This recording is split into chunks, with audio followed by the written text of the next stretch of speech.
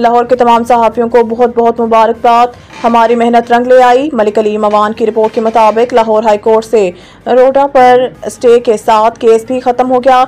ये मामला एक अरसे से अदालत में ज़ेर अल्तवा था। आज स्टे खत्म हो गया। उस्मा बुखारी का कहना है कि इस मामले में लाहौर प्रेस क्लब के सदर अरशद अंसारी ने भी हमारे साथ बहुत तावन किया। लाहौर प्रेस क्लब के मेंबर्स की लिस्ट हमारे पास मौजूद है। जिनके नाम लिस्ट में नहीं, जो नॉन मेंबर सहाफ़ी इनका 10 साल तजुर्बा है, वो भी दरख्वास्त दे सकते हैं।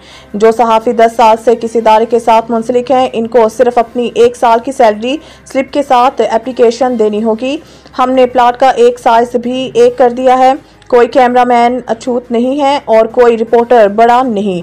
मेरे लिए सब बराबर हैं। सबको 5 मरले के प्लाट मिलेंगे। 3200 से ज्यादा सहाफियों को प्लाट्स मिलेंगे। उस्मा बुखारी का कहना था कि मरीम नवाज सबकी वजीर आला हैं। मुझे खुशी है कि मैं आज कुछ अच्छा करने में कामयाब हुई हूँ।